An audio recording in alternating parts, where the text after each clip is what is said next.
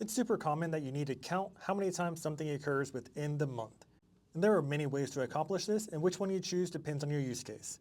So for example, we can put insert pivot table and insert it into a new sheet or an existing sheet. I'll put it in an existing sheet for simplicity. And the goal here is to find out how many times something happened within the month. So I'm going to put date under rows. I'm going to use name as the unique value to count under values. I'll right click on one of the dates, then go to create pivot date group and select year and month. And now I have a quick summary of how many times it occurred within that month. If I want to break it down by the method, I can simply drag that under rows as well. And if I don't want to see any of the blanks, I can drag that under the filters and then filter by the condition is not empty and hit OK. So in a matter of seconds, we're able to see how many times a name appears for each different method within each month. Now a different use case is to create a dropdown that calculates it for you based off of the option chosen. So for example, I can use the formula month and extract the month from the date that's listed. And then over here to the right, we can use unique to go ahead and get all the different unique methods. Just a shortcut, you can type those out too. And now that we have that, we're going to find the counts for each method for each month selected using the count ifs formula. So we'll select count ifs. The criterion range 1 will be the method. So we'll select all of column B, put a comma, and then select the first method. Put a comma, select all of column D, and I'll select G2 since that's where I'm going to put my month dropdown. I'm going to make G2 an absolute reference so it doesn't shift down when we drag down this formula to the other methods. So now we have our count ifs ready, and all we need to do is insert a dropdown for the months.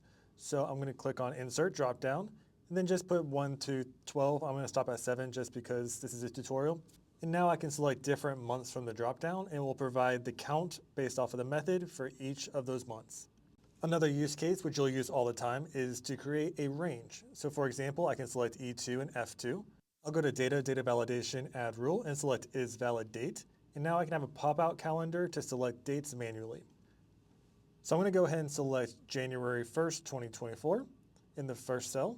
And then the second cell, you can select whatever. I'm going to go ahead and do a month, so we'll say January 31st, 2024. And the count ifs formula is going to be pretty much the same with a little bit of a twist. So we'll type equals count ifs. And just like last time, the first criterion, we'll select all of column B, put a comma, and then select the method. Then we're going to select all of column C.